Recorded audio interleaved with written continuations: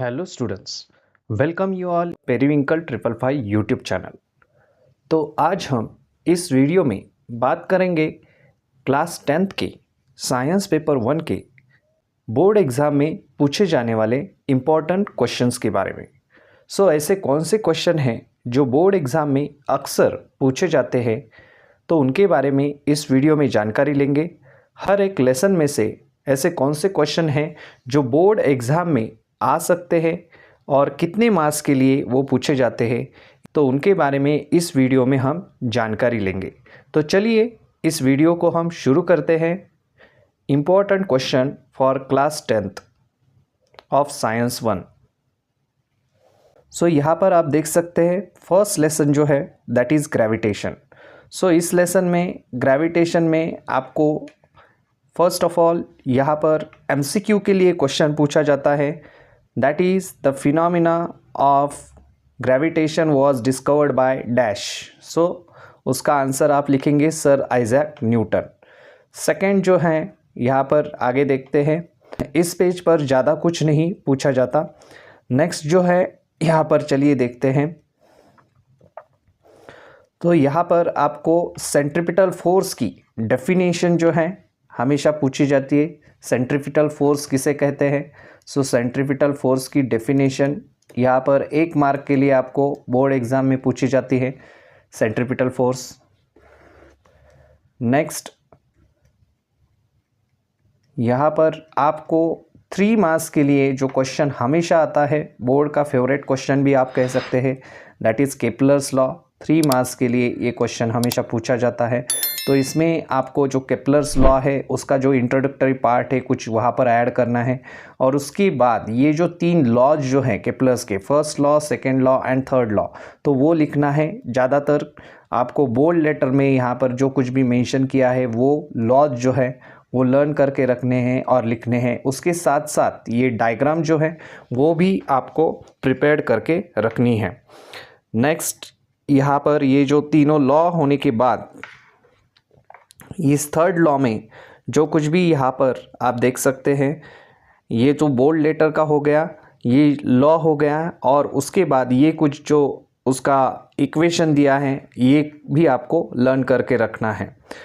Next Newton's universal law of gravitation, ये आपको पूछा जाता है।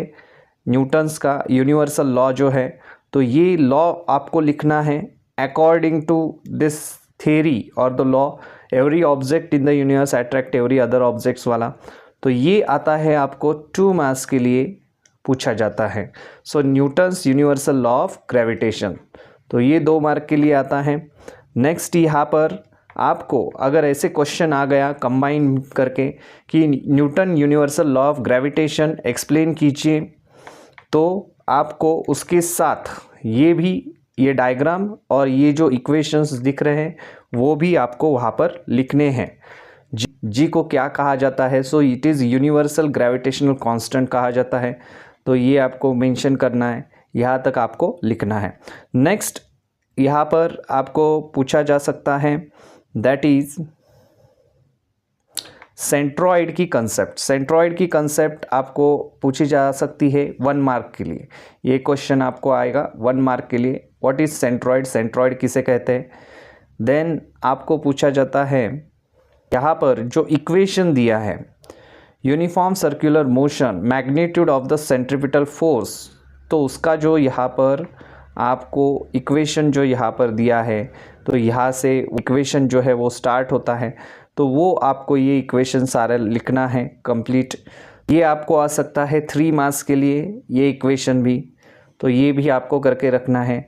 नेक्स्ट पेज पर यहाँ पर प्रॉब्लम्स वगैरह दी है, जैसे मैंने आपको अपनी पिछली वीडियोस में भी बताया है कि प्रॉब्लम्स जो है आपको 2 मार्क्स के लिए एक प्रॉब्लम जो है 2 मार्क के क्वेश्चन में एक प्रॉब्लम आता है, और 3 मार्क के जो कुछ क्वेश्चन हैं उसमें भी एक प्रॉब्लम आता है। तो उसके लिए आपको ऑप्शंस बहुत रहते हैं। आपको अगर लगता है या फिर टाइम है आपके पास, तो आप प्रॉब्लम्स की ओर जा सकते हैं, प्रॉब्लम सॉल्व कर सकते हैं। और अगर आपके पास अगर आपको टाइम नहीं है प्रॉब्लम सॉल्व नहीं करना, फिर भी आप बोर्ड एग्ज़ाम में साइंस पेपर 1 में आउट ऑफ मार्क्स ला सकते हैं, क्योंकि ऑप्शन जो है उसको आपको बहुत है। जो कुछ भी बाकी के क्वेश्चन है वो सॉल्व कर सकते हैं, क्योंकि हार्डली आपको 3 मार्क्स के क्वेश्चन में एक प्रॉब्लम आता है एंड 2 मार्क्स के क्वेश्चन में भी आपको एक प्रॉब्लम आता है।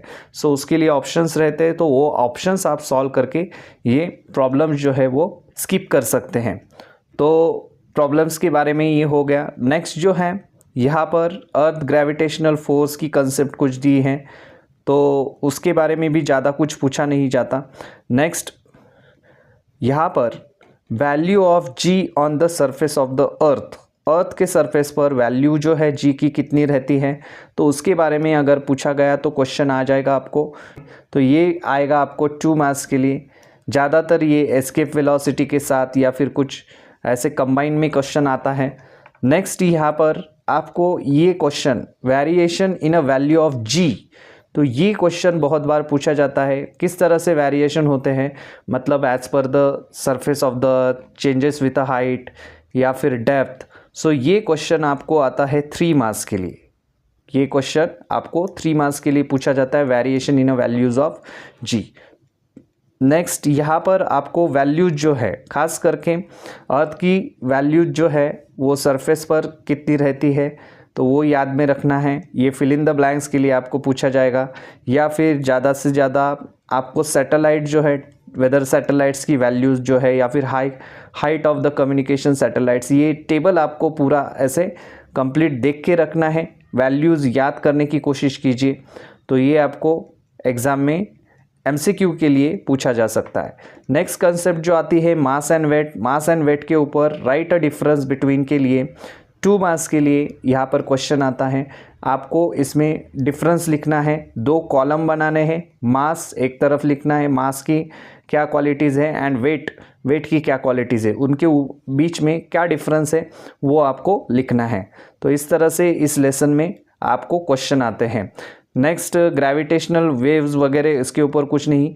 फ्री फॉल की कंसेप्ट, फ्री फॉल की जो कंसेप्ट है यहाँ पर 9th स्टैंडर्ड में आपने डीपली स्टडी किया है, लेकिन 10th में आपको इसके ऊपर आया तो 1 मार्क के लिए डिफाइन के लिए क्वेश्चन पूछा जाता है। फ्री फॉल की जो डेफिनेशन है वो लिखिए, तो वो आप इसमें से लिख सकते हैं। नेक्स्ट जो है that is potential energy. Potential energy में पोटेंशियल एनर्जी की जो डेफिनेशन है वो आपको करके रखनी है। डेफिनेशन आती है इसमें कितने मार्क्स के लिए, वो भी 1 मार्क के लिए, पोटेंशियल एनर्जी। नेक्स्ट यहाँ पर आपको एस्केप वेलोसिटी की जो कंसेप्ट है या फिर डेफिनेशन आप कह सकते हैं, सो वो भी पूछी जाती है 1 मार्क के लिए। एंड एस्केप वेलोसिटी का जो यहाँ पर जो डेरिवेशन दिया है, ये डिराइव करने के लिए भी पूछा जाता है आपको एस्केप वेलोसिटी का। तो ये साधारण से आपको 2 मार्क्स के लिए पूछा जाता है, मतलब ये कंबाइन क्वेश्चन रह सकता है। Define escape velocity and derive the expression for the escape velocity. Escape velocity के लिए एक्सप्रेशन डिराइव कीजिए। सो ऐसे 3 मार्क का ऐसे टोटल ये क्वेश्चन बन जाएगा।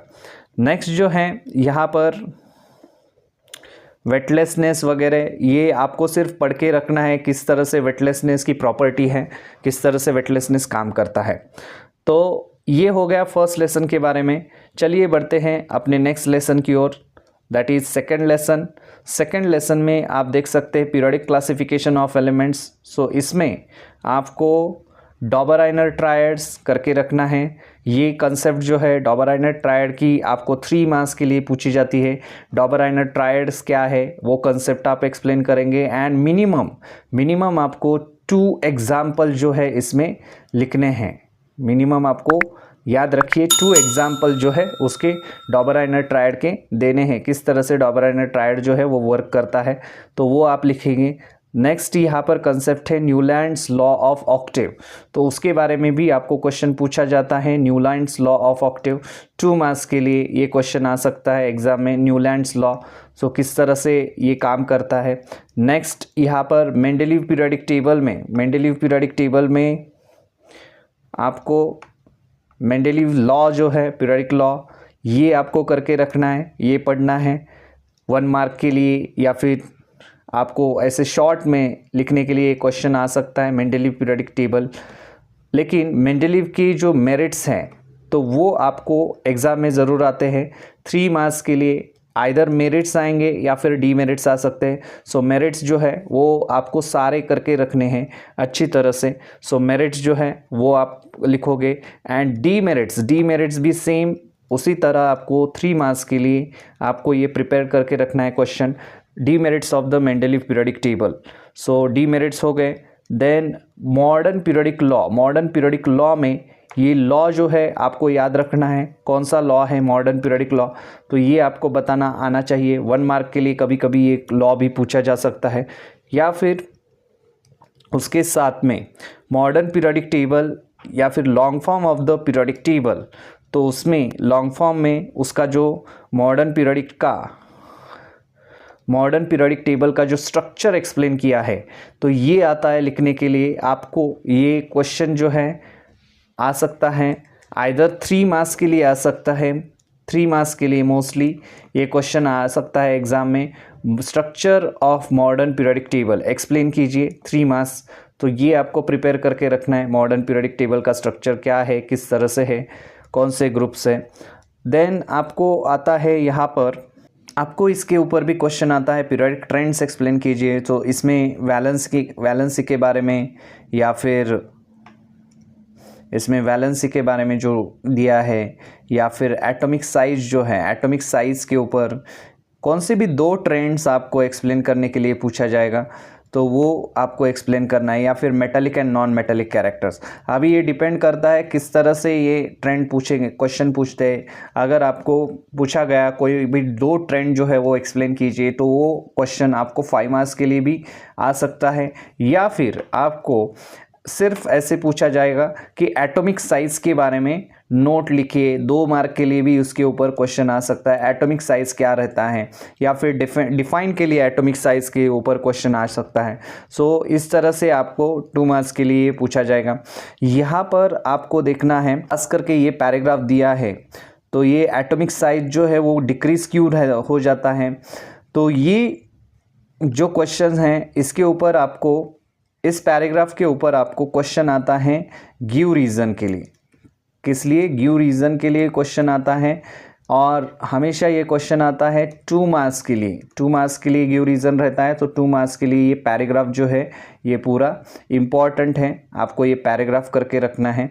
सो नेक्स्ट, उसी तरह एटॉमिक साइज डिक्रीज जैसे होता है वैसे ही एटॉमिक साइज इंक्रीज क्यों होता है, ये भी वाइस वर्सा, दोनों प्रॉपर्टीज़ इंपॉर्टेंट है। सो आपको ये भी गिव रीज़न के लिए ये पैराग्राफ करके रखना है 2 मार्क्स के लिए। सो ये दोनों क्वेश्चन हो जाते हैं आपको important question. Then metallic and non metallic character, अगर सिर्फ आपको एग्जाम में metallic and non metallic character explain कीजिए, इसके ऊपर अगर क्वेश्चन आता है तो वो 3 मार्क्स के लिए भी क्वेश्चन पूछा जाता है बोर्ड एग्जाम में। सो उसकी प्रिपरेशन आपको करके रखनी है, किस तरह से metallic character, non metallic character increase होते हैं, डिक्रीज होते हैं, वो आपको इसमें डिटेल में बताना है। नेक्स्ट, यहाँ पर ग्रेडेशंस इन हैलोजन फैमिली, तो ये जो पैराग्राफ है, तो ये पैराग्राफ इंपॉर्टेंट क्यों है, क्योंकि इसके ऊपर ज़्यादा से ज़्यादा आपको MCQ पूछे जाते हैं। हर एक सेंटेंस जो है उसमें MCQ की तरह आपको पूछा जा सकता है, जैसे कि द ग्रुप डैश, या फिर ऐसे पूछा जा सकता है the dash contains the member of the halogen family. So group 17, ये फिल इन द ब्लैंक्स रहेगी। या फिर ग्रेडेशन में आपको पूछा जाएगा bromine is in the dash state, कौन से स्टेट में रहता है ब्रोमीन। सो ब्रोमीन बच्चे हमेशा लिख देते हैं सॉलिड में रहता है या फिर गैसियस स्टेट में रहता है। तो ये जो है MCQ के लिए आपको यहाँ पर क्वेश्चन जो है वो पूछे जाते हैं। सो इस तरह से इस लेसन में से क्वेश्चन बहुत आपको MCQ के लिए ज़्यादातर क्वेश्चन जो है वो आते हैं, लेकिन बड़े भी क्वेश्चन इस लेसन पर पूछे जाते हैं।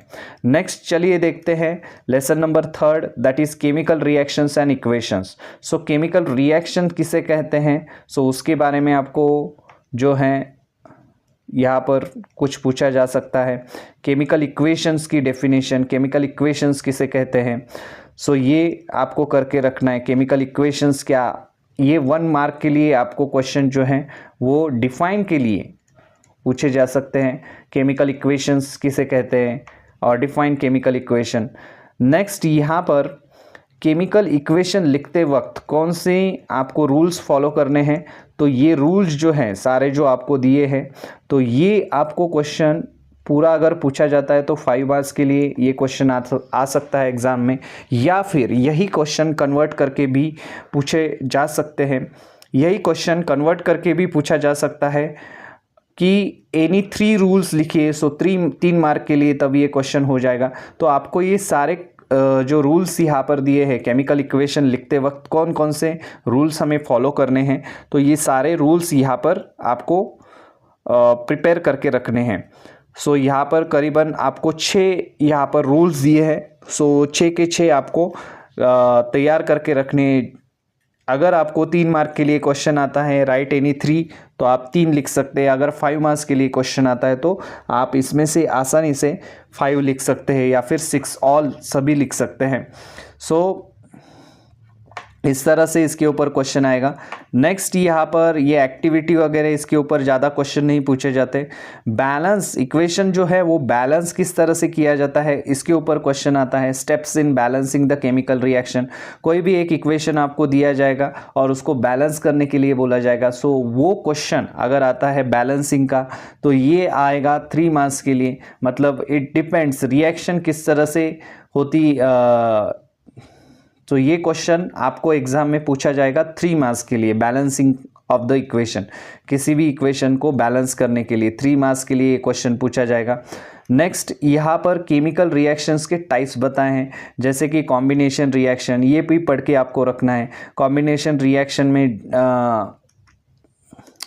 तो केमिकल रिएक्शन के टाइप्स यहाँ पर बताए, जैसे कि कॉम्बिनेशन रिएक्शन।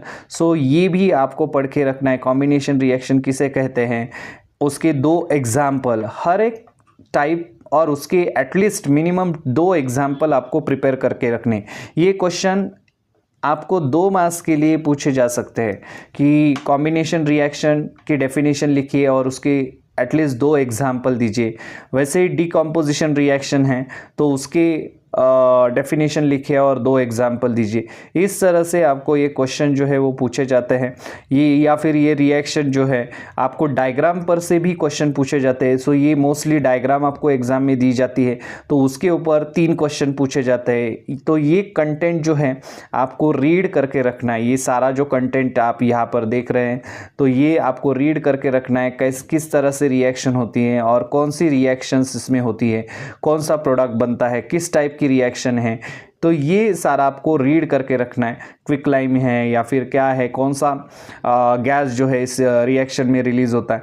तो ये आपको क्वेश्चन जो है वो एग्जाम में पूछे जाते हैं इस डायग्राम के ऊपर से। तो चलिए देखते हैं नेक्स्ट। तो ये क्वेश्चन जो है आपको पूछे जाते हैं डायग्राम के ऊपर से। नेक्स्ट यहाँ पर आपको डिस्प्लेसमेंट रिएक्शन का भी सेम, जैसे आपको डेफिनेशन हर एक की करके रखनी है, डेफिनेशन क्या है और उसके मिनिमम 2 एग्जाम्पल, जैसे मैंने बताया। डबल डिस्प्लेसमेंट का भी सेम वैसे ही आपको। और यहाँ पर नेक्स्ट जो क्वेश्चन आपको बताया है that is exothermic and endothermic. तो ये क्वेश्चन आपको एग्जाम में राइट अ डिफरेंस बिटवीन के लिए पूछा जा सकता है। डिफरेंस लिखिए exothermic reaction and endothermic 2 marks के लिए। सो एक्सोथर्मिक क्या रहती है, एंडोथर्मिक क्या रहती है, तो ये सारा कंटेंट आपको जो है वो रीड करके रखना है। या फिर डिफाइन के लिए भी क्वेश्चन पूछा जा सकता है, एग्जाम्पल दीजिए एंडोथर्मिक रिएक्शन या फिर एक्सोथर्मिक रिएक्शन। सो ये आपको प्रिपेयर करके रखना है। एंडोथर्मिक एक्सोथर्मिक रिएक्शंस आपको इस लेसन में से आ सकती है। देन यहाँ पर सबसे ये क्वेश्चन जो है important question, factor affecting the rate of the chemical reaction. ऐसे कौन से फैक्टर है जो केमिकल रिएक्शन के रेट पर अफेक्ट करते हैं। तो ये जो क्वेश्चन है ये बड़ा क्वेश्चन बन जाता है, दैट इज़ 5 मार्क्स का क्वेश्चन इस लेसन में से। सो ये फैक्टर्स आपको ये 5 जो फैक्टर्स दिए हैं, जैसे कि nature of the reactant, size of the particle of the reactant, concentration of the reactant, temperature of the reactant and catalyst, तो इनको एक्सप्लेन करना है। कैटलिस्ट के बारे में, कैटलिस्ट की हमेशा बहुत बार डेफिनेशन भी पूछी जाती है डिफाइन में कैटलिस्ट की, तो वो भी आपको प्रिपेयर करके रखनी है। डेफिनेशन क्या है, तो ये आपको 5 मार्क्स के लिए क्वेश्चन आता है। और 5 मार्क्स के लिए अगर क्वेश्चन ना आए तो ये भी क्वेश्चन आपको कन्वर्ट करके दिया जाता है 3 मार्क्स में भी। 3 मार्क्स में आपको कौन से भी 3 फैक्टर एक्सप्लेन करने हैं। सो 3 फैक्टर आप इसमें से कौन से भी चूज कर सकते हैं और वो एक्सप्लेन कर सकते हैं। तो आपको इस क्वेश्चन के लिए टोटल ये प्रिपरेशन करके रखिए 5 मार्क्स के लिए, तो आपका 3 मार्क्स का क्वेश्चन भी इसमें प्रिपेयर हो जाएगा। सो इस तरह से ये क्वेश्चन जो है वो आपको लिखने हैं। नेक्स्ट यहाँ पर oxidation and reduction. Oxidation and reduction में आपको फर्स्ट ऑफ ऑल एक तो क्वेश्चन आता है डिफरेंस के लिए, ऑक्सीडेशन एंड रिडक्शन किसे कहते हैं उसका डिफरेंस लिखिए, या फिर क्वेश्चन आ सकता है डिफाइन ऑक्सीडेशन, डिफाइन रिडक्शन, और उसके मिनिमम 2 एग्जाम्पल जो है वो आपको प्रिपेयर करके रखने हैं। डेफिनेशन के साथ 2 एग्जाम्पल। ये क्वेश्चन बन जाता है 2 मार्क्स के लिए, आपको ज़्यादा वेटेज नहीं है, 2 मार्क्स के लिए क्वेश्चन इसमें आ सकता है। सो ये प्रिपेयर करके रखना है आपको ऑक्सीडेशन रिडक्शन में क्या होता है किस तरह से। तो ये हो गया।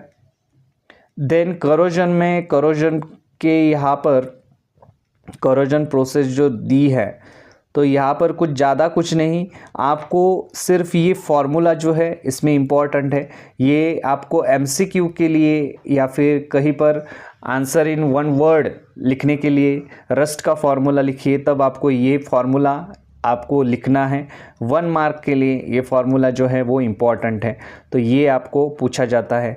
नेक्स्ट जो है रैंसिडिटी। रैंसिडिटी की कंसेप्ट अगर आ गई आपको तो ये एग्ज़ाम में 2 मार्क के लिए रैंसिडिटी क्या रहती है ये आपको एक्सप्लेन करने के लिए पूछा जा सकता है। सो इस तरह से इस 3rd लेसन में से ये चीज़ें हैं। नेक्स्ट आप देख सकते हैं lesson number 4 effects of electric current. Effects of electric current में आपको यहाँ पर ये जो हीट का जो इक्वेशंस है वो आपको प्रिपेयर करके रखना है। सो हीट किस तरह से प्रोड्यूस होती है, तो ये इक्वेशन जो है ये आपको 2 मार्क्स के लिए, ये पूरा जो आप देख सकते हैं जूल्स लॉ ऑफ हीटिंग, सो ये आपको 2 मार्क्स के लिए पूछा जाता है। क्या लॉ है जूल्स लॉ हीटिंग का, तो वो आपको लिखना है। देन आपको यहाँ पर एग्जाम्पल जो है heating effect of electric current, so इसमें कुछ जो इक्विपमेंट्स के नाम दिए हैं एग्जाम्पल है, तो वो आपको क्वेश्चन पूछा जाता है, या फिर ऑड वन आउट के लिए क्वेश्चन पूछा जाएगा, या फिर आपको क्वेश्चन पूछा जाएगा फिल इन द ब्लैंक्स के लिए। सो एमसीक्यू के लिए ये भी क्वेश्चन आ सकता है हीटिंग इफेक्ट। सो 1 मार्क के लिए ये क्वेश्चन इस पे पूछा जाता है। नेक्स्ट यहाँ पर आपको ये डायग्राम जो है वो भी करके रखनी है। माना कि साइंस पेपर 1 में डायग्राम्स नहीं आती, लेकिन कभी कभार बोर्ड एग्ज़ाम में डायग्राम भी पूछ लेता है। 2 मार्क के लिए अगर ये डायग्राम आती है आपको, तो ये आपको निकालने के लिए आनी चाहिए। डायग्राम जो है ये भी प्रिपेयर करके रखनी है आपको। नेक्स्ट यहाँ पर देखिए आपको लाइव वायर, न्यूट्रल वायर, उनका कलर जो है ये 220 वोल्ट। सो ये एमसीक्यू के लिए पार्ट ज़्यादा इंपॉर्टेंट है। एमसीक्यू में ये क्वेश्चन आ सकते हैं किस तरह से, कौन सा कलर रहता है लाइव वायर का, न्यूट्रल वायर का, या फिर जो अर्थ वायर है तो उनका कलर कौन सा रहता है, कितने वोल्टेज जो करंट है वो हमारे घर में आता है, तो ये आपको आ सकता है। नेक्स्ट इसमें कुछ जो प्रॉब्लम्स दिए हैं तो वो भी आप देख सकते हैं प्रॉब्लम्स सॉल्व करने के लिए। सो यहाँ पर आप देख सकते हैं राइट हैंड थंब रूल। सो यहाँ से आपको वो लिखना है इमेजिन दैट करके, तो यहाँ से आपको ये रूल जो है वो लिखना है। ये रूल्स आपको सारे इस लेसन में से 2 मार्क्स के लिए प्रिपेयर करके रखने। राइट हैंड थंब रूल, वैसे ही यहाँ पर नेक्स्ट अगर आ जाते हैं आप तो यहाँ पर हाँ एक सोलेनॉइड की कंसेप्ट है। सोलेनॉइड के ऊपर भी अक्सर क्वेश्चन पूछा जाता है। ये डायग्राम बहुत इंपॉर्टेंट है उसमें सोलेनॉइड की, और 3 मार्क्स के लिए क्वेश्चन पूछा जाता है अक्सर। डायग्राम भी ड्रॉ करनी है आपको, और वो सोलेनॉइड जो है वो कंसेप्ट जो है वो एक्सप्लेन करनी है, किस तरह से सोलेनॉइड वर्क करता है, कैसा स्ट्रक्चर रहता है, ये सारा डिटेल जो है आपको लिखना है। नेक्स्ट यहाँ पर आपको ये एक्टिविटीज़ दी है। हाँ, तो नेक्स्ट यहाँ पर फ्लेमिंग लेफ्ट हैंड रूल के बारे में आपको बताया है। सो फ्लेमिंग लेफ्ट हैंड रूल, तो ये जो है आपको अगर हैंड ये डायग्राम निकालने के लिए नहीं आती तो आप ये एक्सिस डायग्राम जो है वो निकाल सकते हैं एग्ज़ाम में। सो ये एक्सिस डायग्राम आपको प्रिपेयर करके रखनी है और उससे रिलेटेड जो अकॉर्डिंग टू दिस रूल, ये रूल जो है वो प्रॉपरली लर्न करके रखना है। एक भी वर्ड यहाँ से वहाँ नहीं होना चाहिए रूल्स में, क्योंकि ये साइंटिस्ट ने बनाए हुए रूल्स हैं। सो आप उसमें खुद के वर्ड्स ऐड नहीं कर सकते। सो ये 2 मार्क्स के लिए ये क्वेश्चन आता है। सो ये प्रिपेयर करके रखना है, Fleming left hand rule. Next आता है इलेक्ट्रिक मोटर, जो 5 मार्क्स का क्वेश्चन है। इलेक्ट्रिक मोटर किस तरह से काम करती है, तो उसका जैसे आपको पता है प्रिंसिपल है, स्ट्रक्चर है, वर्किंग है, ये डायग्राम उसमें आती है। सो ये टोटली ये क्वेश्चन बन जाता है 5 मार्क्स का क्वेश्चन, इलेक्ट्रिक मोटर। सो ये क्वेश्चन जो है वो आपको प्रिपेयर करके रखना है 5 मार्क्स के लिए। देन आपको इलेक्ट्रोमैग्नेटिक इंडक्शन वगैरह उसका कुछ नहीं, आपको ये क्वेश्चन आता है गैल्वानोमीटर पर आपको नोट के लिए क्वेश्चन पूछा जाता है।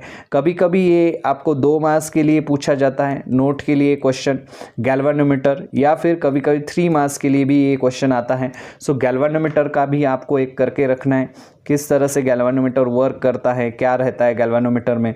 नेक्स्ट आता है यहाँ पर फैराडेज लॉज ऑफ इंडक्शन में, ये फैराडे लॉ जो है वो आपको करके रखना है। फैराडे का लॉ अगर पूछा गया बाई चांस, सो आपको ये जो है 1 मार्क के लिए फैराडे का लॉ इसमें से पूछा जाएगा। Then Fleming left hand rule जो है ये भी आपको पूछा जाता है 2 मार्क के लिए। एक्सिस डायग्राम आपको प्रिपेयर करके रखनी है। अगर आप डायग्राम ड्राइंग आपका अच्छा नहीं है, सो एक्सिस डायग्राम आप यहाँ पर निकाल सकते हैं। सो ये आपको प्रिपेयर करके रखना है।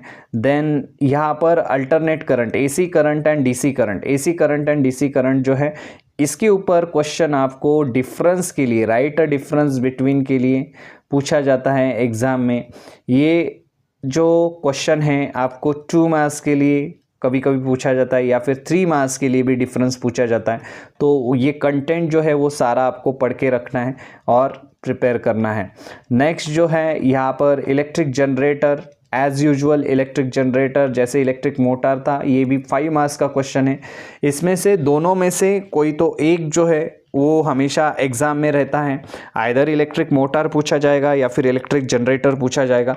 सो इसका प्रिंसिपल, स्ट्रक्चर, वर्किंग जो है आपको लर्न करके रखना है, एज वेल एज इसकी डायग्राम जो है प्रॉपरली आपको इसकी डायग्राम जो है वो निकालनी है।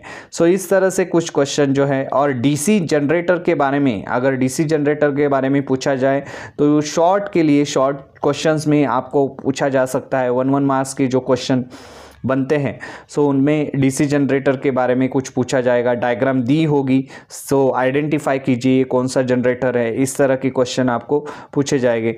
तो ये भी आपको पढ़ के रखना है, डीसी जनरेटर क्या रहता है।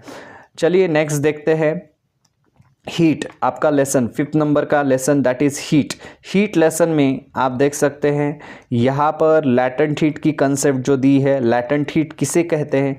सो latent heat of fusion, latent heat किसे कहते हैं, तो ये आपको लिखना है। हाँ, ग्राफ पर से आपका एक्सप्लेनेशन जो है वो आपको हमेशा पूछा जाता है। ये ग्राफ दिया जाता है आपको एग्ज़ाम में और डिस्कस कीजिए इस ग्राफ के ऊपर। सो ये क्वेश्चन लैटेंट हीट का किस तरह से ये काम करता है, ये एक्सपेरिमेंट, सो 3 मार्क्स के लिए भी ये क्वेश्चन पूछा जाता है एग्ज़ाम में। नेक्स्ट कंसेप्ट आती है रेजुलेशन की कंसेप्ट, जो 2 मार्क्स के लिए एग्ज़ाम में अगर पूछी गई तो आप लिख सकते हैं रेजुलेशन किसे कहते हैं, क्या रहता है रेजुलेशन। सो इसमें कभी कभार एक्टिविटी भी आपको लिखनी पड़ती है। सो ये एक्टिविटी आपको पढ़ के रखनी है, किस तरह से ये एक्टिविटी होती है। नेक्स्ट यहाँ पर एनामिलस बिहेवियर ऑफ वाटर, इसके ऊपर आपको एग्ज़ाम में 2 मार्क्स के लिए गिव रीज़न के लिए क्वेश्चन पूछा जाता है, किस तरह से एनामिलस बिहेवियर होता है वाटर का, या फिर आपको एमसीक्यू के लिए क्वेश्चन पूछा जाता है 1 मार्क के लिए। सो कौन से डिग्री सेल्सियस में वाटर का डेंसिटी जो है वो सबसे हाई रहता है या फिर लो रहता है, ये इस तरह के क्वेश्चन जो है वो एमसीक्यू में आते हैं अक्सर। सो ये करके रखना है आपको एमसीक्यू के लिए। तो ये हो गया एनामिलस बिहेवियर के बारे में। बाद में यहाँ पर सबसे इम्पॉर्टेंट है आपको डायग्राम जो है होप्स एपरेटस की, ये प्रिपेयर करके रखनी है किस तरह से, और इसका जो स्ट्रक्चर है वर्किंग जो है इसका यहाँ पर जो एक्सप्लेन किया है, किस तरह से ये होप्स एपरेटस काम करता है, इसके ऊपर आपको एग्ज़ाम में 5 मार्क्स के लिए भी क्वेश्चन आ सकता है। अगर आपको पूछा गया डायग्राम के सहारे आपको बताना है या फिर एक्सप्लेन कीजिए वर्किंग ऑफ होप्स एपरेटस, तो ये आपको सारी चीज़ें जो है यहाँ पर लिखनी है, किस तरह से टेम्परेचर इंक्रीज़ होता है, डिक्रीज़ होता है, ये सारी चीज़ें आपको एक्सप्लेन करनी है। ड्यू पॉइंट किसे कहते हैं या फिर ह्यूमिडिटी किसे कहते हैं, तो ये जो है आपको कंसेप्ट एक्सप्लेन के लिए 1 मार्क के क्वेश्चन है। सो ड्यू पॉइंट या फिर ह्यूमिडिटी, तो ये आपको प्रिपेयर करके रखने हैं। इनके जो यूनिट्स आपको जो है यहाँ पर दिए हैं, किस में मेजर्ड किए जाते हैं, ह्यूमिडिटी किस में मेजर्ड की जाती है, जो एब्सोल्यूट ह्यूमिडिटी है, तो ये आपको सिर्फ MCQ के लिए या फिर शॉर्ट क्वेश्चंस के लिए प्रिपेयर करके रखने हैं। 1 मार्क्स में ये ऑब्जेक्टिव क्वेश्चंस में आ सकते हैं। नेक्स्ट यहाँ पर यूनिट्स दिए हैं, हीट के यूनिट्स, तो ये सारे यूनिट्स जो है किस में हीट काउंट होती है वगैरह, सो ये 1 मार्क के लिए क्वेश्चंस में आपको कहीं पर भी पूछे जा सकते हैं। सो ये आपको प्रिपेयर करके रखने हैं। नेक्स्ट स्पेसिफिक हीट कैपेसिटी का जो क्वेश्चन रहता है, तो उसमें ये एक्सपेरिमेंट जो है यहाँ पर दिया हुआ, ये इंपॉर्टेंट है। आपको ये डायग्राम अक्सर दी जाती है और उस पर से क्वेश्चन पूछा जाता है, एक्सप्लेन कीजिए स्पेसिफिक हीट कैपेसिटी की कंसेप्ट, तो ये 3 मार्क्स के लिए क्वेश्चन आपको आता है एग्ज़ाम में, तो ये आपको करके रखना है, स्पेसिफिक हीट किसे कहते हैं।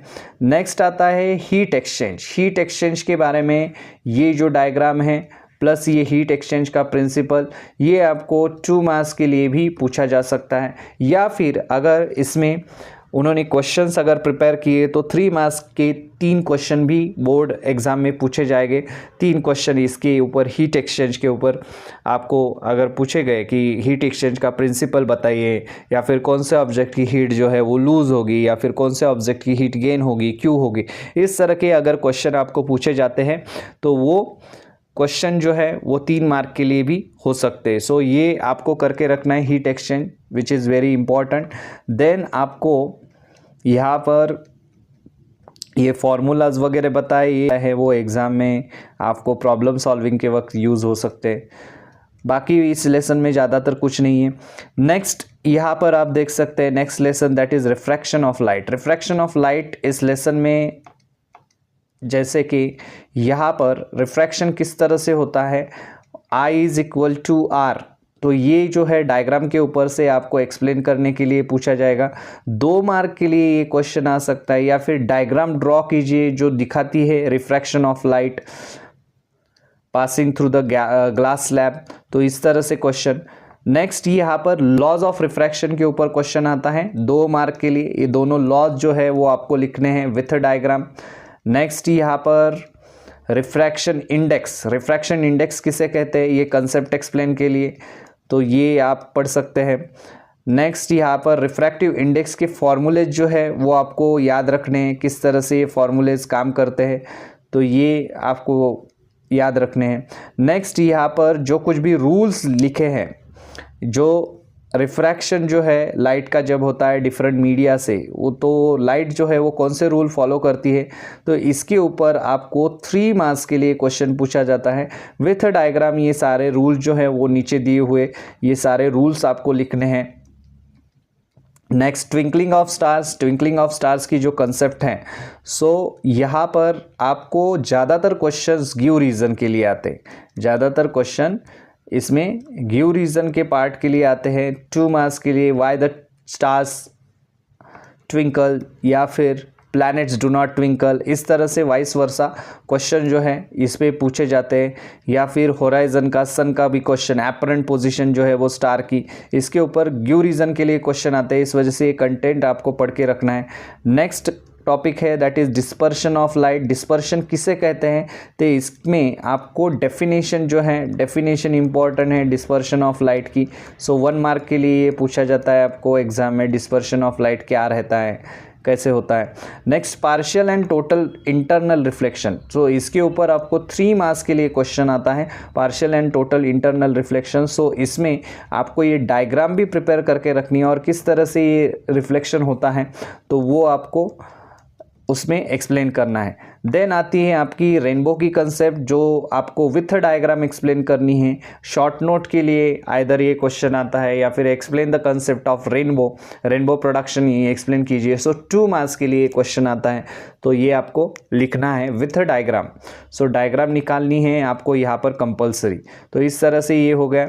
नेक्स्ट आता है आपका लेसन नंबर 7। लेसन नंबर 7 में आपको यहाँ पर ये अलग अलग जो कंसेप्ट है, खास करके लेंसेज जो है, लेंसेज में convex lens, concave lens. So इसमें जो यहाँ पर जो कंसेप्ट दिए, centre of curvature, radius of curvature, principal axis, optical centre, तो ये आपको आइदर 1 मार्क के लिए भी पूछा जा सकता है या फिर बड़ा क्वेश्चंस करके भी पूछा जा सकता है। उसमें से ये सारी जो कंसेप्ट है लेंस के रिलेटेड, सो वो सारी कंसेप्ट एक्सप्लेन कीजिए, तो ऐसे भी क्वेश्चन आ सकता है। लेकिन अब तक तो आपको ज़्यादातर ये क्वेश्चन जो है 1 मार्क के लिए पूछा गया है, जैसे कि रेडियस ऑफ कर्वेचर डिफाइन कीजिए या फिर प्रिंसिपल एक्सिस को डिफाइन कीजिए। सो ये डेफिनेशन के लिए इंपॉर्टेंट है, ये आपको याद रखना है। नेक्स्ट आती है आपकी रे डायग्राम। रे डायग्राम निकालते वक्त कौन से रूल्स आपको फॉलो करने हैं, तो ये तीनों रूल्स आपको प्रिपेयर करके रखने हैं रे डायग्राम के लिए। सो ये भी आपको 3 मार्क्स का क्वेश्चन आपका बन जाता है।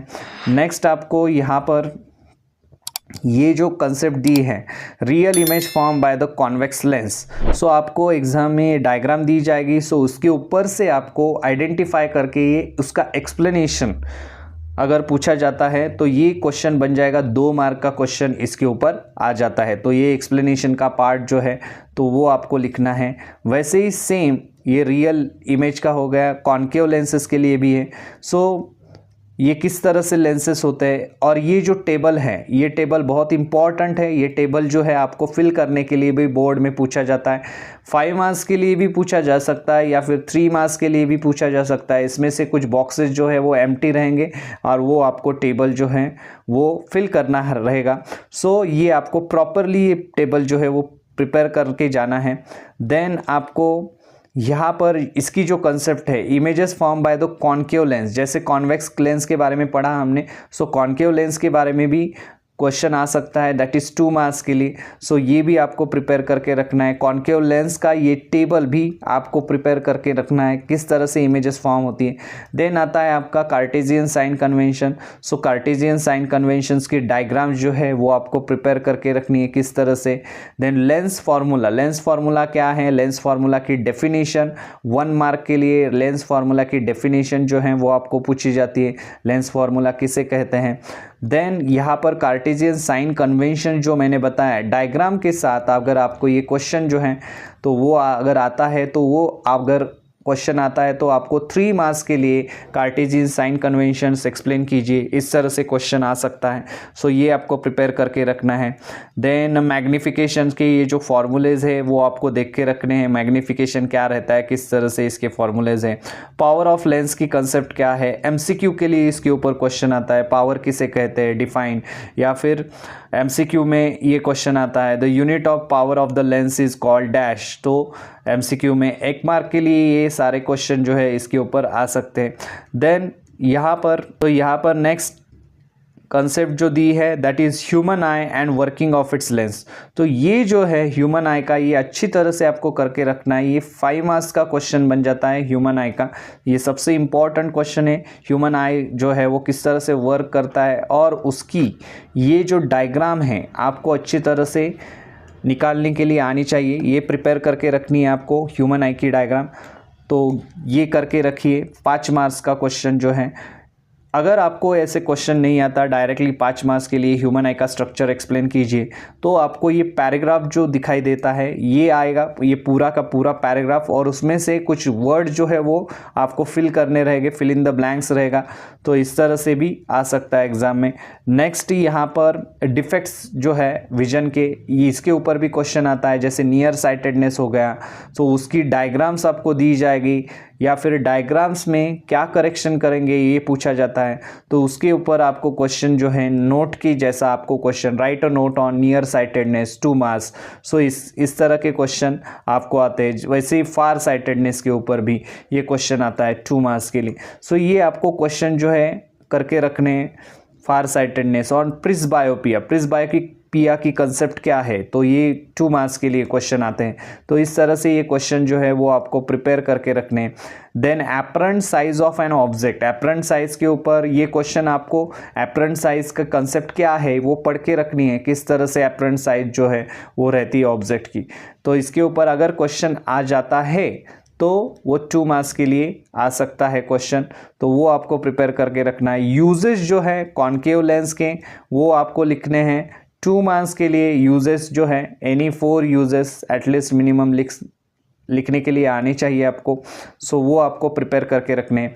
Then use of the convex lenses, convex lenses में आप देखेंगे कि यहाँ पर खास करके कंपाउंड माइक्रोस्कोप के ऊपर यहाँ पर आपको नोट के लिए अगर क्वेश्चन आता है तो 3 मार्क्स के लिए क्वेश्चन आएगा। कंपाउंड माइक्रोस्कोप नोट लिखिए, या फिर टेलीस्कोप तो ये भी क्वेश्चन पूछा जाता है। टेलीस्कोप के टाइप्स जो है या फिर टेलीस्कोप किस तरह से काम करता है, ये भी क्वेश्चन आपको 3 मार्क्स के लिए बोर्ड एग्जाम में पूछा जाता है, तो वो आपको प्रिपेयर करके रखना है। टेलीस्कोप की डायग्राम आपको देख कर रखनी है किस तरह से। नेक्स्ट कंसेप्ट एक्सप्लेनेशन में आपको आता है परसिस्टेंस ऑफ द विजन, किसे कहते हैं, 2 मार्क्स के लिए प्रिपेयर करके रखना है। परसिस्टेंस ऑफ विजन क्या रहता है, सो उसके एग्जाम्पल्स वगैरह वो अगर आप दे सकते हैं तो। सो इस तरह से ये क्वेश्चन जो है, और यहाँ पर ये जो लास्ट पैराग्राफ हैं जो ह्यूमन आई का, सो उसमें से सेल जो है वो किस तरह से काम करती है ये आपको पढ़ के रखना है अच्छी तरह से, क्योंकि इसके ऊपर भी 3 मार्क के लिए क्वेश्चन आ सकता है ह्यूमन आई का। या फिर गिव रीज़न के लिए क्वेश्चन आता है कलर ब्लाइंडनेस, या फिर कंसेप्ट एक्सप्लेन कीजिए कलर ब्लाइंडनेस की कंसेप्ट। सो इसके ऊपर इस तरह से क्वेश्चन आते हैं। सो आपको ये पैराग्राफ जो है वो इम्पॉर्टेंट है, 3 मार्क्स के लिए आपको बहुत बार इसके ऊपर क्वेश्चन पूछे जाते हैं, तो वो आपको करके रखने हैं। या फिर फिल इन द ब्लैंक्स जैसे आएगा, इस पैराग्राफ दिया रहेगा और उसमें से कुछ वर्ड्स नहीं रहेंगे, सो आपको वो फिल करने, वो भी 3 मार्क्स के लिए पूछा जा सकता है। सो ये आपको अच्छी तरह से ये पैराग्राफ करके रखना है। नेक्स्ट आपका lesson that is metallurgy. Metallurgy में जैसे फिज़िकल प्रॉपर्टीज जो है मेटल्स की वो पढ़ के रखिए, नॉन मेटल्स की फ़िज़िकल प्रॉपर्टीज़। डिफरेंस के लिए अगर आपको क्वेश्चन आता है तो इसके ऊपर क्वेश्चन आ सकता है 3 मार्क्स के लिए, मतलब 6 पॉइंट आप इजीली लिख सकते हैं। मेटालर्जी में फ़िज़िकल प्रॉपर्टीज जो है मेटल्स की, नॉन मेटल्स की, तो वो आपको करके रखना है। देन रिएक्शंस में आपको कोई भी रिएक्शन, जैसे मेटल्स की रिएक्शन हो गई, ऑक्सीजन के साथ मेटल कैसे रिएक्ट होते हैं, या फिर वाटर के साथ किस तरह से रिएक्ट होते हैं। सो मिनिमम 2 एग्जाम्पल जो हैं रिएक्शंस के, 2 एग्जाम्पल, सो वो आपको प्रिपेयर करके रखने हैं। तो क्या होता है उस रिएक्शन में वो एटलीस्ट पढ़ के रखिए, किस तरह से ये रिएक्शंस होती हैं। Reactions of metal with oxygen, oxygen के साथ जब मेटल रिएक्ट होते हैं, या फिर ये डायग्राम आपको अक्सर पूछी जाती है, दी जाती है ये डायग्राम एक्चुअली, और उसके ऊपर से क्वेश्चन पूछे जाते हैं। तो ये क्वेश्चन जो है वो आपको प्रिपेयर करके रखने, किस तरह से ये एक्सपेरिमेंट जो है वो काम करता है। नेक्स्ट जो है रिएक्टिविटी सीरीज़। रिएक्टिविटी सीरीज़ में ये रिएक्टिविटी सीरीज़ का डायग्राम आपको दिया जाएगा, उसके ऊपर से क्वेश्चन पूछे जाएंगे, तो वो क्वेश्चन आएंगे 3 मार्क्स के लिए, ये क्वेश्चन बन जाता है एग्जाम में। सो रिएक्टिविटी सीरीज़ के ऊपर से। नेक्स्ट मेटल्स, नॉन मेटल्स की रिएक्शन वगैरह, इसमें कुछ ज़्यादा नहीं। नेक्स्ट केमिकल प्रॉपर्टीज जो हैं नॉन मेटल्स की, सो केमिकल प्रॉपर्टीज़ आपको पढ़ के रखना है, कौन सी केमिकल प्रॉपर्टीज़ है नॉन मेटल्स की। अगर एग्जाम में आपको क्वेश्चन आता है explain any 2 chemical properties of non metal, तो आपको लिखने के लिए आनी चाहिए 2 मार्क के लिए या फिर 3 मार्क के लिए। तो किसी भी तरह से ये क्वेश्चन फ्रेम हो सकता है, तो वो आपको प्रिपेयर करके रखना है। नेक्स्ट यहाँ पर आयनिक कंपाउंड्स की खास करके आपको जनरल प्रॉपर्टीज जो है आयनिक कंपाउंड की वो प्रिपेयर करके रखनी है फॉर 5 मार्क्स। 5 मार्क्स के लिए अगर यह क्वेश्चन पूछा जाता है, आयनिक कंपाउंड की प्रॉपर्टीज़ लिखिए। अभी 5 प्रॉपर्टीज तो दी है यहाँ पर उन्होंने, लेकिन आपको ये क्वेश्चन मॉडिफाई करके भी पूछा जा सकता है, that is general properties of ionic compound, right any 3 properties. 3 properties अगर आपको पूछते, सो आपको प्रिपेयर रहना है कि कौन सी भी 3 प्रॉपर्टीज़ इसमें से आप बता सकते। सो इस तरह से ये प्रिपेयर करना है। देन मेटालर्जी की डेफिनेशन जो है इंपॉर्टेंट है, that is for 1 marks. Metallurgy क्या रहती है, किस तरह से मिनरल्स और एंड गैंग, ये तीनों कंसेप्ट जो है ये आपको प्रिपेयर करके रखने हैं 1 मार्क्स के लिए। डिफाइन के लिए उनके ऊपर क्वेश्चन आता है, मिनरल्स किसे कहते हैं, ओर्स किसे कहते हैं, गैंग क्या रहती हैं। सो इस तरह से नेक्स्ट यहाँ पर इसमें ये जो मेथड्स है, ये सारी मेथड जो है विल्फले टेबल मेथड, ये बोर्ड की फेवरेट्स है। ये सारे क्वेश्चन जो है विल्फले टेबल मेथड 3 मार्क्स के लिए क्वेश्चन विथ डायग्राम आपको तैयार करके रखने, जैसे कि हाइड्रोलिक सेपरेशन मेथड 3 मार्क्स। तो ये तैयार करके रखिए अच्छी तरह से, कोई भी मेथड इसमें से आ सकती है। और ये भी मैग्नेटिक सेपरेशन मेथड, तो ये भी क्वेश्चन जो है वो आपको प्रिपेयर करके रखना है 3 मार्क्स के लिए। इसके ऊपर भी क्वेश्चन आता है। ये फ्रोथ फ्लोटेशन मेथड, सो ये मेथड जो है ये सारी प्रिपेयर करके रखनी है आपको। लीचिंग की कंसेप्ट क्या रहती है, लीचिंग किसे कहते हैं, तो ये आपको अगर पूछा गया तो 2 मार्क्स के लिए लीचिंग के ऊपर शॉर्ट नोट के लिए क्वेश्चन आता है। लीचिंग क्या कहते हैं, लीचिंग कैसा रहता है या फिर किसे कहते हैं leaching. Then extractions of metals में आपको यहाँ पर एल्यूमिनियम का एक्सट्रैक्शन जो दिया है विच इज़ वेरी इंपॉर्टेंट, वो आपको करके रखना है। एल्यूमिनियम का एक्सट्रैक्शन किस तरह से रहता है, ये सारी रिएक्शंस उसमें लिखनी है। खास करके इसमें जिक्र आया है that is bears process and halls process. So bears process and halls process जो है वो आपको अच्छी तरह से करके रखनी है। सो ये आपको एल्यूमिनियम एक्सट्रैक्शन या फिर electrolytic reductions of alumina second stage या फिर स्टेप जो है एल्यूमिनियम एक्सट्रैक्शन की, तो ये भी एक्सप्लेन करने के लिए आता है आपको। ये सारा क्वेश्चन जो है एल्यूमिनियम एक्सट्रैक्शन का टोटली 5 मार्क्स के लिए भी आ सकता है। और वैसे अगर नहीं आया तो आपको इसमें से सिर्फ electrolytic reductions of alumina explain कीजिए, ऐसा भी इस तरह से क्वेश्चन आएगा। ये डायग्राम दी जाएगी आपको, तो ये भी क्वेश्चन आ सकता है 3 मार्क्स के लिए। सो इस तरह से यहाँ पर क्वेश्चन जो हैं वो बन जाते हैं इस लेसन में। नेक्स्ट जो है कंसेप्ट जो है आपको एक्सप्लेन करने के लिए, रोस्टिंग किसे कहते हैं, कैल्सिनेशन किसे कहते हैं, ये 1 मार्क्स की क्वेश्चन जो है वो तैयार हो जाते हैं रोस्टिंग के, कैल्सिनेशन के। तो वो आपको पढ़ के रखना है, रोस्टिंग क्या है, कैल्सिनेशन क्या है।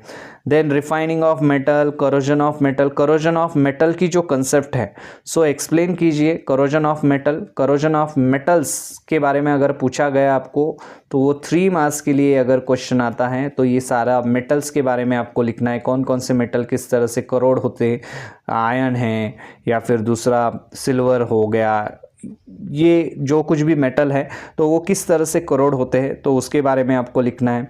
Prevention of the corrosion, corrosion ना हो इसके लिए हम क्या प्रिकॉशन ले सकते हैं, इसके ऊपर अगर क्वेश्चन आपको पूछा जाता है तो क्या करेंगे आप करोजन ना हो इसके लिए। सो 2 मार्क्स के क्वेश्चन इसके ऊपर बन जाते हैं।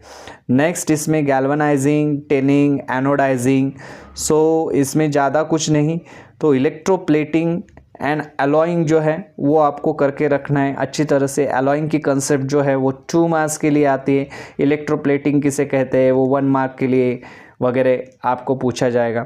तो ये इस तरह से ये लेसन प्रिपेयर करना है। नेक्स्ट लेसन आता है अपना carbon compounds. Carbon compound lesson जो है वो दिखने में बड़ा है लेसन, बाकी सारा बेसिक चीज़ जो है इसमें बताया है, कार्बन कंपाउंड्स, बॉन्ड्स वगैरह। तो इसमें ज़्यादातर कुछ नहीं, आपको कार्बन कंपाउंड के स्ट्रक्चर जो है किस तरह से निकालते हैं, ड्रॉ करते हैं, लाइन स्ट्रक्चर किस तरह से निकाला जाता है, या फिर जो डॉट स्ट्रक्चर जो है वो किस तरह से निकाला जाता है वो एक्सप्लेन करना है। यहाँ पर लाइन स्ट्रक्चर, डॉट स्ट्रक्चर निकालने के लिए एग्ज़ाम में क्वेश्चन आते हैं तो वो आपको करके रखने हैं सिर्फ। देन आपको यहाँ पर एक क्वेश्चन बन जाता है that is carbon is a versatile element. Carbon को वर्सेटाइल एलिमेंट क्यों कहा है, तो ये क्वेश्चन जो है कार्बन क्यों वर्सेटाइल है तो इसकी रीज़न जो है कुछ दिए है उन्होंने, कार्बन वर्सेटाइल क्यों है। तो ये अगर क्वेश्चन आता है पूरा तो 5 मार्क्स के लिए, कार्बन वर्सेटाइल क्यों है, तो इस तरह से क्वेश्चन आ जाएगा आपको। नेक्स्ट जो है हाइड्रोकार्बन्स किसे कहते हैं, सैचुरेटेड अनसैचुरेटेड हाइड्रोकार्बन। सो इसके ऊपर डिफरेंस के लिए क्वेश्चन आता है आपको, right a difference between saturated and unsaturated hydrocarbons 2 marks के लिए। सो इसके एग्जाम्पल्स आपको प्रिपेयर करके रखने, सैचुरेटेड के कौन से एग्जाम्पल है, अनसैचुरेटेड के कौन से एग्जाम्पल है, तो वो आपको देखना है। देन यहाँ पर स्ट्रेट चेन, ब्रांच चेंज, इतना ज़्यादा कुछ नहीं। नेक्स्ट आइसोमर्स जो है, स्ट्रक्चरल फॉर्मूला, आइसोमेरिज्म की कंसेप्ट जो है, आइसोमेरिज्म किसे कहते हैं, और एक आध जो एग्जाम्पल्स है आइसोमेरिज्म के, तो वो आपको प्रिपेयर करके रखने। 2 मार्क्स के लिए अगर क्वेश्चन आता है आपको एग्जाम में, विथ एग्जाम्पल आपको तैयार रखना है। ये टेबल भी आपको अच्छी तरह से देख रखना है, सैचुरेटेड अनसैचुरेटेड, क्योंकि यहाँ पर स्ट्रक्चर दिए हैं और वो स्ट्रक्चर जो है आपको ड्रॉ करने के लिए एग्ज़ाम में पूछे जा सकते हैं। सो ये सारे स्ट्रक्चर जो है, जैसे कि साइक्लोहेक्सेन का फॉर्मूला लिखिए, या फिर साइक्लोहेक्सेन का स्ट्रक्चर जो है वो ड्रॉ करने के लिए पूछा गया, तो इस तरह से, या फिर बेंजीन है, तो ये स्ट्रक्चर जो है वो आपको याद रखने, किस तरह से ड्रॉ करने हैं। देन आता है आपको फंक्शनल ग्रुप। फंक्शनल ग्रुप जो है, ये फंक्शनल ग्रुप का जो टेबल है, तो वो तो आपको अच्छी तरह से करके रखना है, क्योंकि 11th स्टैंडर्ड में भी ये फंक्शनल ग्रुप फिर से आने वाले हैं आपको पढ़ने के लिए। Then homologous series, homologous series के ऊपर आपको नोट के लिए क्वेश्चन आता है। होमोलॉगस सीरीज़ किसे कहा जाता है, किस तरह से होती है होमोलॉगस सीरीज़, 2 मार्क्स के लिए आप ये प्रिपेयर कर सकते हैं। देन आपको यहाँ पर ज़्यादा नॉमेनक्लेचर सिस्टम में, नॉमेनक्लेचर किस तरह से दिए जाते हैं, उसके रूल्स जो हैं वो दिए हैं। नॉमेनक्लेचर किस तरह से दिया जाता है, IUPAC nomenclature system, step 1, step 2, step 3, तो ये सारे स्टेप्स एक्सप्लेन कीजिए। इस तरह से अगर क्वेश्चन आता है तो वो 3 मार्क्स के लिए स्टेप्स एक्सप्लेन करने के लिए, या फिर आपको ये कंपाउंड दिया रहेगा, उसका आयुपैक नाम लिखिए, तो ये तो बहुत बार क्वेश्चन पूछा जाता है। सो ये 2 मार्क्स के लिए वगैरह ऐसे क्वेश्चन पूछे जाते हैं, 2 मार्क्स या फिर आइदर 1 मार्क के लिए उसका नॉमेनक्लेचर लिखिए पूरा उस पर्टिकुलर स्ट्रक्चर का। सो इस तरह के क्वेश्चन इसके ऊपर आपको आते हैं। नेक्स्ट यहाँ पर कॉम्बिनेशन रिएक्शन, जो हमने 3rd लेसन में भी पढ़ा है, कॉम्बिनेशन रिएक्शन। हर एक रिएक्शन का कंसेप्ट जो है और उसके मिनिमम 2 एग्जाम्पल जो है आपको प्रिपेयर करके रखने। कॉम्बिनेशन हो या फिर कौन सी भी रिएक्शन हो, उसके आपको 2 तो एग्जाम्पल देने के लिए आने चाहिए। ऑक्सीडेशन वगैरह कंसेप्ट बताई है यहाँ पर उन्होंने, ऑक्सीडेशन किस तरह से होता है। एडिशन रिएक्शन, एडिशन रिएक्शंस के बारे में अगर क्वेश्चन आता है, क्योंकि 3 मार्क्स के लिए अगर क्वेश्चन आता है, डेफिनेशन हो जाती है 1 मार्क की और 2 एग्जाम्पल 2 मार्क। सो इस तरह से आपको ये बाइफर्केशन रहेगा, तो ये आपको करके रखने। इसमें ये जो रिएक्शन है ये भी इम्पॉर्टेंट है, ये आपको करके रखनी है किस तरह से। सब्स्टिट्यूशन रिएक्शन क्या रहती है, तो ये भी पूछी जाती है आपको 3 मार्क्स के लिए, तो ये प्रिपेयर करके रखनी है आपको सब्स्टिट्यूशन रिएक्शन। नेक्स्ट यहाँ पर ईस्टरिफिकेशन की रिएक्शन क्या रहती है, ईस्टर क्या रहता है, ईस्टर की यूजेज जो है आपको इसके ऊपर छोटा सा क्वेश्चन पूछा जा सकता है 2 मार्क्स के लिए। क्या रहता है ईस्टर, किस तरह से यूज़ रहते हैं। मैक्रोमॉलिक्यूल, नेचुरल मैक्रोमॉलिक्यूल, ये डिफाइन के लिए क्वेश्चन, मैनमेड मैक्रोमॉलिक्यूल आपको अक्सर पूछे जाते हैं कि मैक्रोमॉलिक्यूल्स क्या है, या फिर उनके स्ट्रक्चर जो है, इथिलीन जो है यूजेस, या फिर स्टीरीन जो है, पॉलीस्टीरीन जो है, या फिर उसमें से मोनोमर कौन सा है, स्टीरीन है, या फिर थर्मोकोल आर्टिकल। तो ये जो है यूजेज जो है, तो ये टेबल आपको देख कर रखना है। तो वो यूजेस एंड जो नाम है उसके मैक्रोमॉलिक्यूल्स के और उनके जो मोनोमर हैं, तो वो आपको याद रखने। 1 मार्क्स या फिर 2 मार्क्स के लिए इसके ऊपर क्वेश्चन आते हैं।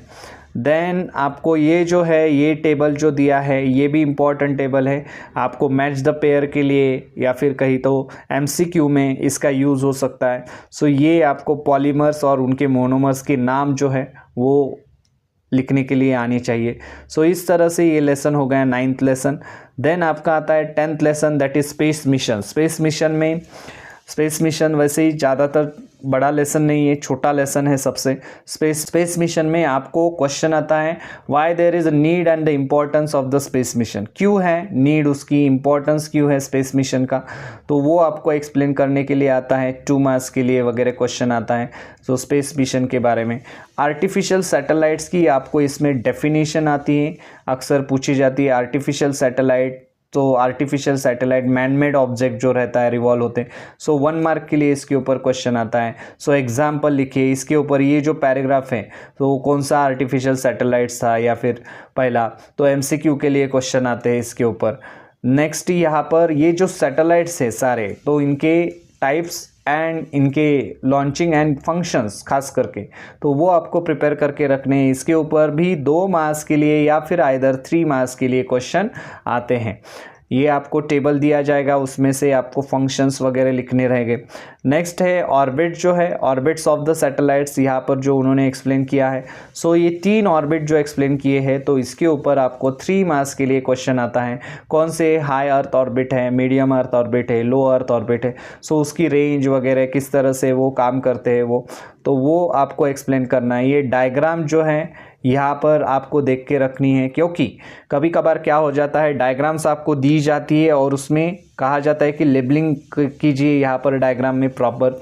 सो लो अर्थ ऑर्बिट कौन सा है, मीडियम वाला कौन सा है, हाई अर्थ ऑर्बिट कौन सा है, सो ये लेबलिंग आपको देखकर रखने हैं अच्छी तरह से, तो उसके ऊपर यहाँ पर क्वेश्चन पूछा जाता है। देन आपको यहाँ पर क्वेश्चन जो है PSLV that is satellite launch vehicle के ऊपर भी क्वेश्चन आता है। सो वो 5 मार्क्स का एक्चुअली क्वेश्चन बन जाता है PSLV का। तो ये डायग्राम जो है PSLV की, ये भी इम्पॉर्टेंट है और उसका जो स्ट्रक्चर है एक्सप्लेन कीजिए। अगर ऐसा क्वेश्चन आ जाता है आपको कंबाइन, तो वो क्वेश्चन 5 मार्क्स का क्वेश्चन बन जाएगा। सो ये आपको प्रिपेयर करना है। देन जितने भी स्पेस मिशन हो गए, मून मिशन या फिर मार्स मिशन, तो ये आपको नोट के क्वेश्चन है। मून मिशन है, मार्स मिशन है, सो ये 3 मार्क्स के लिए नोट के लिए क्वेश्चन आते हैं, तो ये आपको पढ़ के रखने हैं। मून मिशन क्या हो गया, मार्स मिशन किस तरह से इंडिया ने स्पेस टेक्नोलॉजी में किस तरह से प्रोग्रेस की है, तो उसके बारे में भी आपको पूछा जाता है। नेक्स्ट जो है space debris and the management, इसके ऊपर आपको नोट के लिए क्वेश्चन आता है। स्पेस डेब्रिज किसे कहा जाता है या फिर इसका मैनेजमेंट किस तरह से करना चाहिए। सो स्पेस डेब्रिज के ऊपर नोट लिखिए या फिर डिफाइन द स्पेस डेब्रिज, तो ये इसके ऊपर इस तरह से क्वेश्चन आते हैं। सो इस तरह से आपको क्लास 10th में साइंस पेपर 1 में ये जो कुछ मैंने इंपॉर्टेंट यहाँ पर क्वेश्चन बताए हैं, ये अक्सर पूछे जाते हैं बोर्ड एग्ज़ाम में। तो आपको ये सारे लेसन जो है वो अच्छी तरह से रीड करने हैं और ये जो कुछ मैंने क्वेश्चंस बताए हैं वो अच्छी तरह से पढ़ने हैं, ताकि आपको ज़्यादा से ज़्यादा स्कोरिंग जो है वो करने में आसानी हो। और उसके अलावा मैं आपको यहाँ पर एक टिप देना चाहता हूँ, कभी ऐसा मत कीजिए कि कोई लेसन आप जो है वो ऑप्शन के लिए डाल रहे हैं, क्योंकि क्या होता है अक्सर उस लेसन में से अगर हाईएस्ट वेटेज जो है आपको जैसे पता है 6 मार्क्स का वेटेज है, सो 6 मार्क्स का वेटेज भी निकल जाता है या फिर 4 मार्क्स का भी वेटेज निकल जाता है। सो पेपर तो है आपका 40 मार्क्स का, सो उसमें से 4 मार्क्स चले गए तो आप 36 मार्क्स का ही पेपर छुड़ा के आए हैं। सो इस तरह से आपको वो कैलकुलेशन याद रखना है। 10 के 10 जो लेसन मैंने बताए हैं उसमें से ये जो इम्पोर्टेंट क्वेश्चन है वो आपको ज़रूर ध्यान में रखने हैं, वो टारगेट करने हैं, उनको अच्छी तरह से प्रिपेयर करके रखना है। आपको बोर्ड के क्वेश्चंस पेपर्स को ज़्यादा से ज़्यादा देखना है, क्योंकि उसमें किस तरह से क्वेश्चन पूछे गए हैं उसका अंदाज़ा आपको आ जाएगा। और ये वेटेज जो है जैसे मैंने बताया, इस तरह का जो वेटेज है उसमें आपको दिखाई देगा कि किस तरह से क्वेश्चन जो है वो पूछे गए हैं, अलग पैटर्न से पूछे गए हैं। कंटेंट जो है, जो कुछ भी मैंने बताया है इस वीडियो में, वो आपको प्रिपेयर करना ही पड़ेगा ये इसके ऊपर जो है, क्योंकि ज़्यादातर क्वेश्चन आते ही आते हैं। तो चलिए मिलते हैं अपने नेक्स्ट वीडियो में। तब तक के लिए चैनल को देखते रहिए, सीखते रहिए, और अगर हमारे चैनल पर आप पहली बार आए हैं तो चैनल को सब्सक्राइब कीजिए और बेल आइकॉन को प्रेस करना ना भूलें, ताकि हमारी लेटेस्ट वीडियो की नोटिफिकेशंस आप तक जल्द से जल्द पहुंच सके। धन्यवाद।